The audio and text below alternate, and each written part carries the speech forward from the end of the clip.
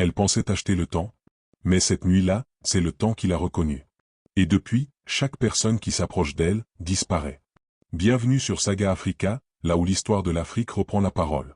Aujourd'hui, vous allez découvrir une histoire que même les anciens refusent de raconter à voix haute. Une histoire de richesse, de pacte, et d'un prix que personne ne devrait jamais payer. Le temps. En Afrique, on dit qu'il ne se possède pas. On le respecte.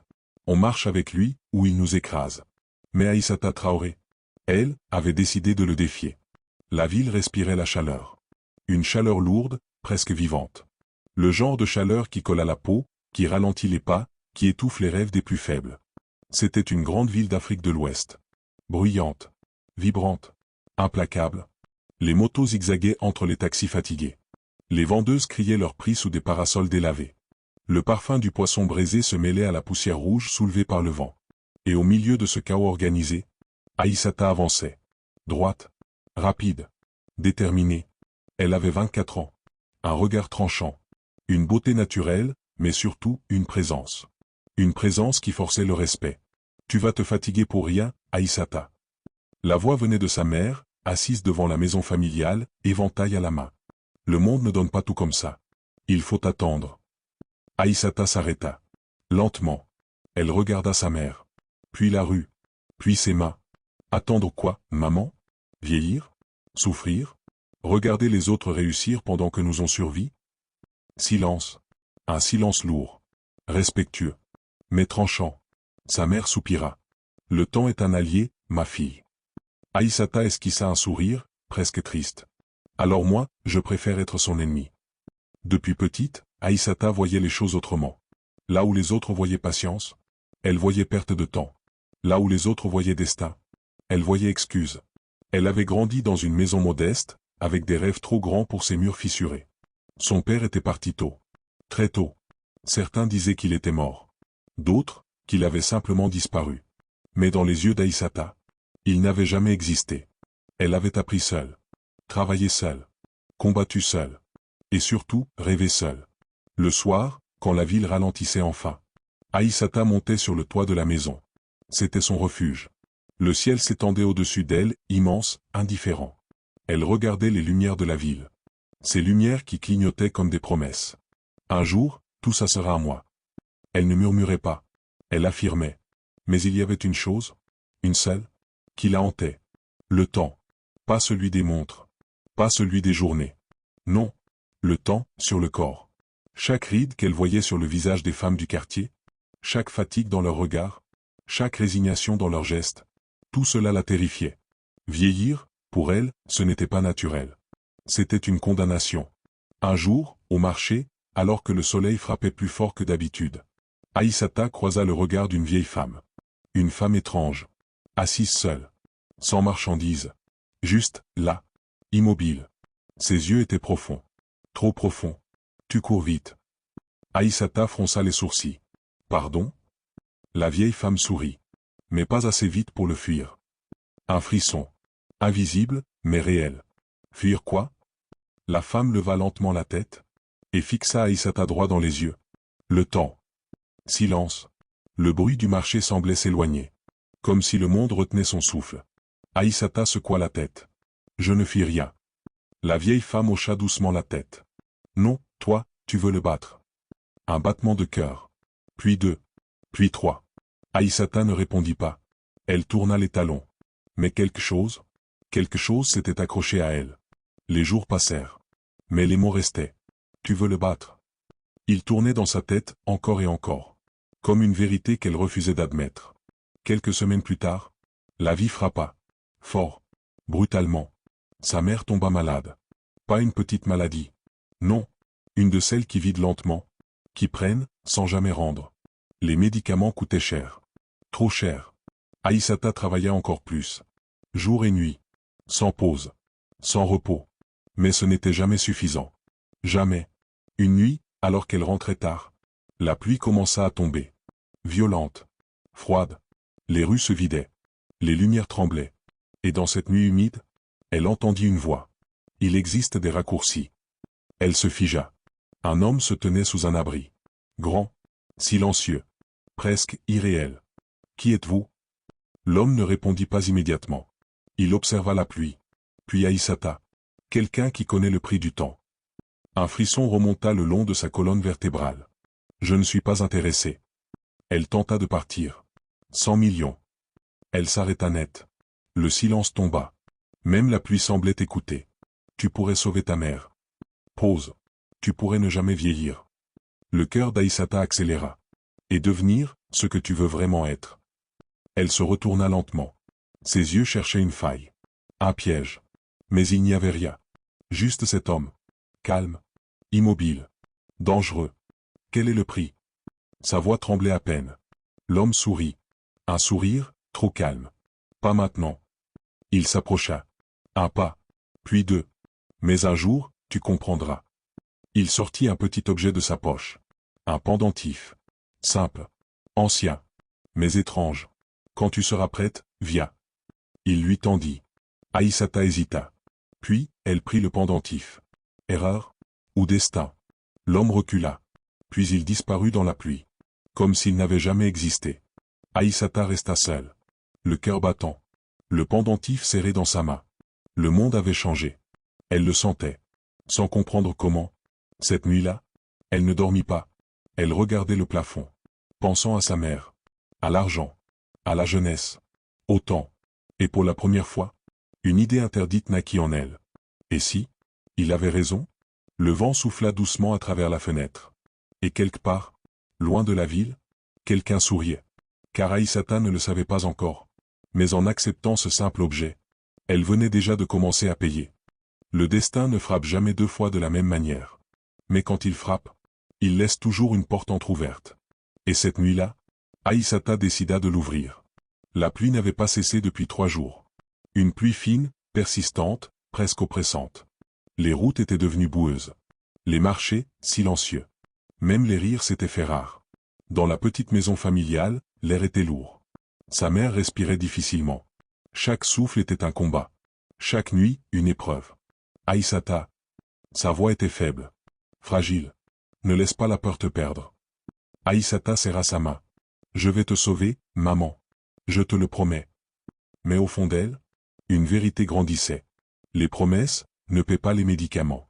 Le pendentif reposait dans sa paume. Froid. Trop froid pour être normal.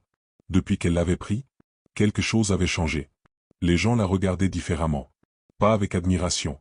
Pas avec jalousie. Non. Avec une gêne. Un malaise silencieux. Comme s'ils sentaient quelque chose, sans pouvoir l'expliquer. Cette nuit-là, Aïssata ne réfléchit plus. Elle suivit l'instinct. Ou peut-être, quelque chose d'autre. Elle quitta la maison sans bruit. Le ciel était noir. Sans lune. Le genre de nuit où même les chiens hésitent à aboyer. Le pendentif vibrait légèrement contre sa peau. Comme un guide. Comme un appel. Elle marcha longtemps. Très longtemps. Au-delà des routes connues. Au-delà des lumières de la ville. Jusqu'à atteindre un endroit que peu de gens osaient nommer. Une zone oubliée. Entre brousse et silence. Là. Se tenait une maison. Vieille. Immobile. Comme figée hors du temps. Les murs semblaient respirer. Les ombres bougeaient. Et pourtant, tout était calme. Trop calme. Aïssata s'arrêta devant la porte. Son cœur battait fort. Chaque instinct lui criait de fuir. Mais derrière elle, il n'y avait plus rien. Elle frappa. Une fois. 2 fois. Silence. Puis, la porte s'ouvrit. Seule. L'intérieur était sombre. Pas vide. Non. Habité. Mais d'une présence invisible. Tu es venu. La voix. Lente. Grave. L'homme était là. Assis. Comme s'il l'attendait depuis toujours. Aïssata entra. Chaque pas résonnait. Comme un engagement. Comme une descente. Je n'ai pas beaucoup de temps. Sa voix était ferme. Mais ses mains tremblaient légèrement. Personne n'en a. L'homme esquissa un sourire. C'est pour ça que tu es ici. Un silence. Puis Aïssata parla. Directement. Je veux l'argent. Pause. Je veux le temps. Un battement. Je veux ne jamais vieillir. L'homme la fixa. Longuement. Comme s'il regardait au-delà d'elle. Comme s'il lisait son âme. Les humains, murmura-t-il. Vous ne demandez jamais peu. Il se leva. Lentement. Et s'approcha. Chaque pas semblait peser sur le monde. Tu veux défier ce qui a détruit des royaumes, briser des empires, effacer des lignées entières. Il marqua une pause. Le temps n'est pas un ennemi, Aïssata. Un regard profond. C'est une dette. Aïssata ne recula pas. Alors je paierai. Silence. Puis, un rire. Léger. Mais inquiétant. Très bien. La pièce changea. Littéralement. Les murs semblaient se refermer. L'air, devenir plus dense. Une lumière faible apparut. Comme venue de nulle part. L'homme posa une calebasse au sol. Ancienne. Gravée de symboles oubliés. Le pacte est simple. Sa voix résonnait maintenant différemment. Plus grave. Plus, profonde. Tu recevras ce que tu désires. L'argent. L'influence. La jeunesse. Pause. Mais en échange. Il la regarda droit dans les yeux. Tu me donneras ce qui te définit. Aïssata fronça les sourcils. Qu'est-ce que ça veut dire? L'homme s'approcha encore. Trop proche. Ton odeur. Silence. Un silence étrange. Mon odeur? Il hocha la tête. Ce que les autres ressentent de toi, sans te voir. Ta présence. Ton essence. Aïssata hésita. Un instant. Un seul. Mais dans son esprit, elle voyait sa mère. Faible. Disparaître lentement. Et si je refuse après? L'homme sourit. Alors tu n'es jamais venu. Le piège était parfait. Aïssata inspira profondément. Puis, elle acquiesça. Je le fais. Le vent se leva. À l'intérieur. Impossible. Et pourtant, la flamme vacilla. Les ombres dansèrent. Et la voix de l'homme changea. Alors donne. Il lui tendit la calebasse. Respire dedans. Aïssata hésita. Puis, elle obéit. Une fois. 2 fois. 3 fois. À chaque souffle, elle sentit quelque chose partir. Invisible. Mais réel. Une partie d'elle. Le silence retomba. Brutalement. L'homme referma la calebasse. Lentement. Avec respect. Puis, il sourit. C'est fait. Aïssata cligna des yeux. Confuse. C'est tout? C'est toujours simple au début. Il se tourna. Rentre chez toi. Et vis. Et le prix? Il s'arrêta. Sans se retourner. Tu le sentiras. Le retour fut étrange. La nuit semblait plus sombre. Le vent plus froid. Mais quelque chose en elle avait changé. Le lendemain, tout commença. Un appel. Inattendu. Aïssata Traoré? Oui. Votre candidature a été retenue. Un autre appel. Puis un autre. Puis encore un autre. Opportunité. Argent. Contact. En quelques jours, sa vie bascula. Sa mère reçut les soins. Les meilleurs. Et Aïssata s'éleva. Rapidement. Trop rapidement. Mais très vite, quelque chose d'autre apparut. Subtil. Presque invisible. Les gens hésitaient autour d'elle. Une amie recula légèrement. Sans raison. Un collègue évitait son regard. Un enfant pleura en la voyant. Tu sens bizarre. Lui dit un jour sa cousine, Mariam. Bizarre comment? Mariam hésita. Comme si. Elle baissa la voix. Comme si tu n'étais pas seul. Silence. Aïssata rit. Mais au fond d'elle, quelque chose trembla.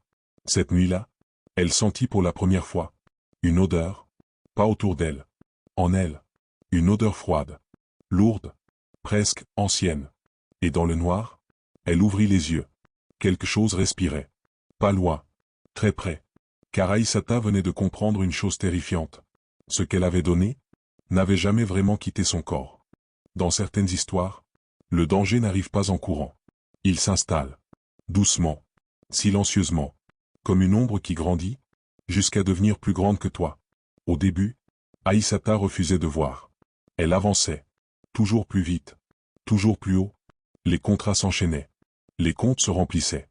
Les portes s'ouvraient, sans qu'elle n'ait besoin de frapper. On parlait d'elle dans les bureaux climatisés. Dans les salons privés.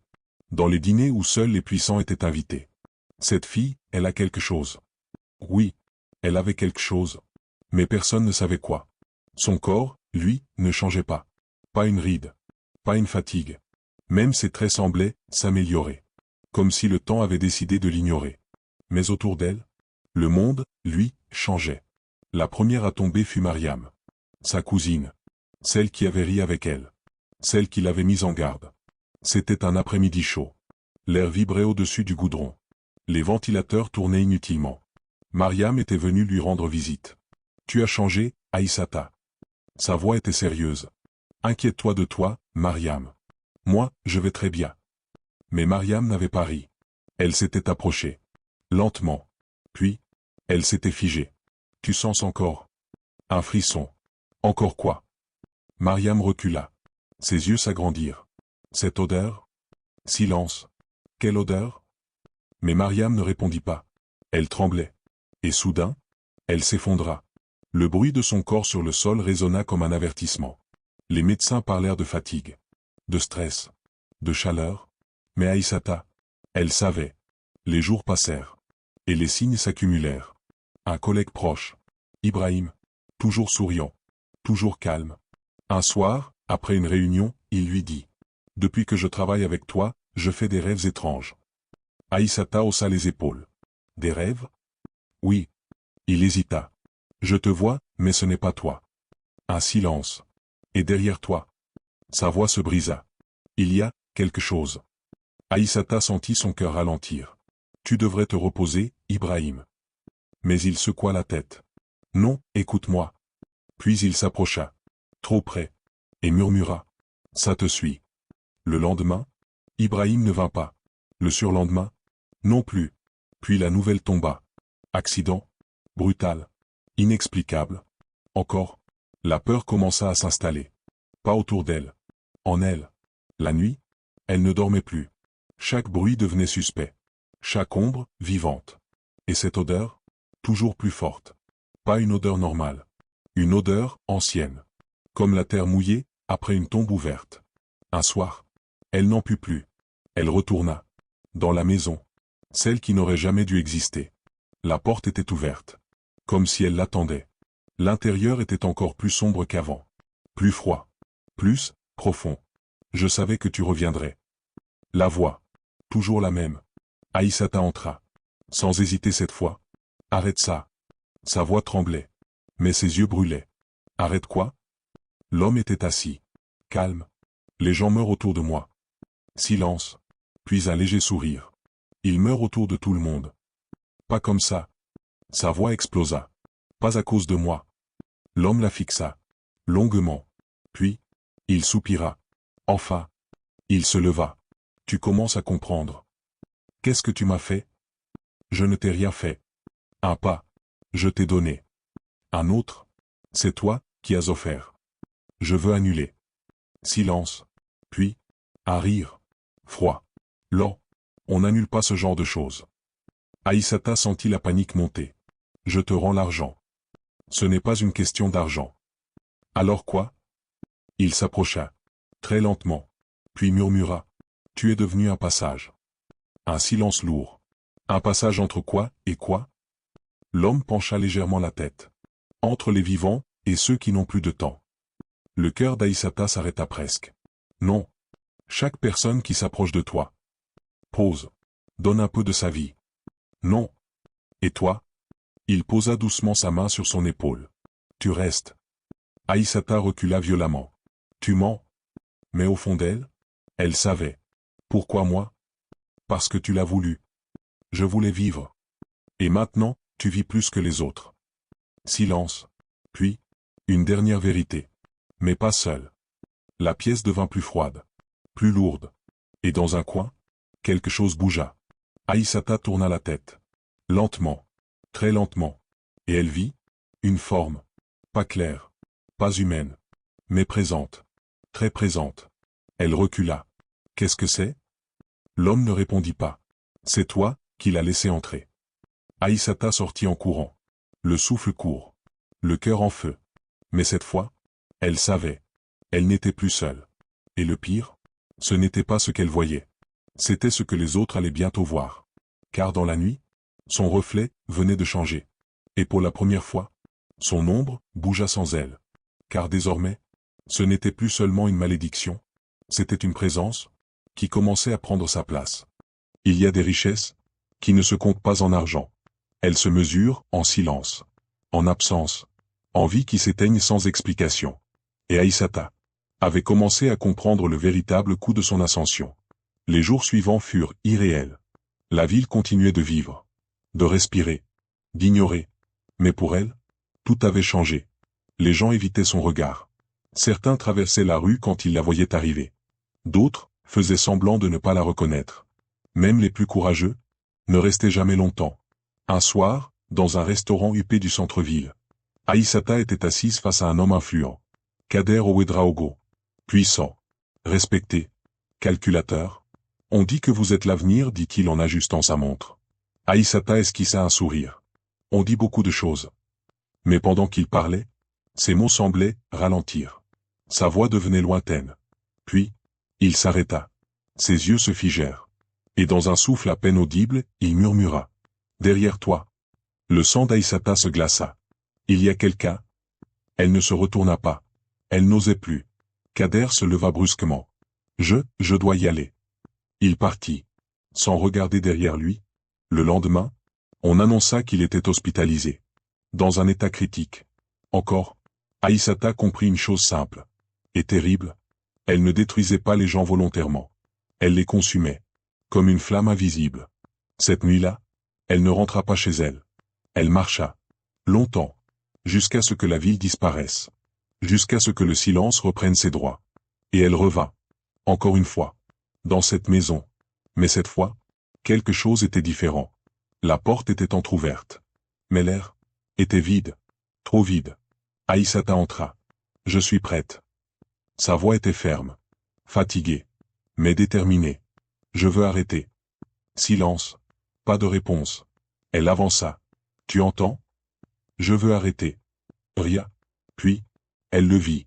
Au fond de la pièce. Un objet. Un miroir. Grand. Ancien. Recouvert de symboles. Et lentement, comme attirée, elle s'approcha. Son reflet apparut. Toujours parfait. Toujours jeune. Mais, quelque chose n'allait pas. Elle cligna des yeux. Et le reflet ne suivit pas immédiatement. Un décalage. Infime. Mais réel. Non. Sa respiration s'accéléra. Puis, le reflet sourit. Sans elle. Aïssata recula. Mais dans le miroir, elle ne bougea pas. Et soudain, les images changèrent.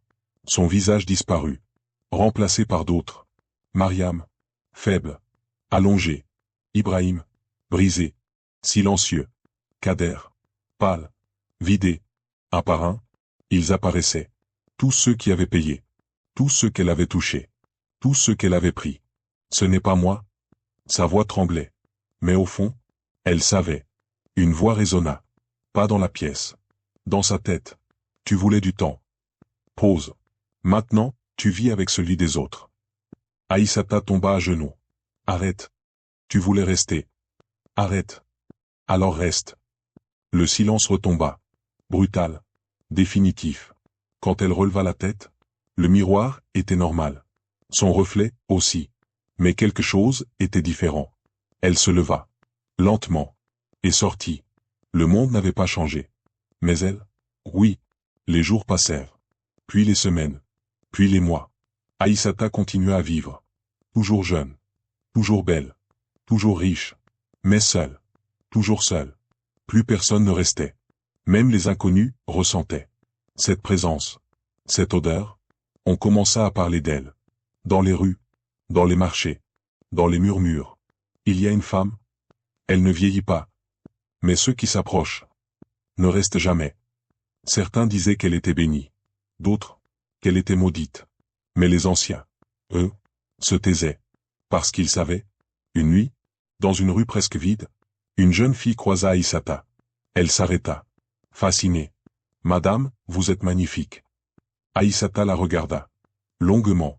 Puis, elle sourit. Un sourire triste. Reste loin de moi. Mais la jeune fille ne bougea pas. Et dans le silence, le vent souffla. Transportant avec lui, cette odeur, car quelque part, dans l'ombre, quelqu'un observait. Quelqu'un, qui venait de trouver sa prochaine promesse. Et dans sa main, un pendentif brillait à nouveau. Alors, dites-moi en commentaire, jusqu'où seriez-vous prêt à aller pour ne jamais vieillir? Si cette histoire vous a marqué, partagez-la autour de vous, parce que certaines vérités doivent être entendues. Et surtout, abonnez-vous pour ne pas rater les prochaines histoires. Si vous êtes fier de l'histoire africaine, écrivez en commentaire, l'Afrique raconte. Saga Africa, là où l'histoire de l'Afrique reprend la parole.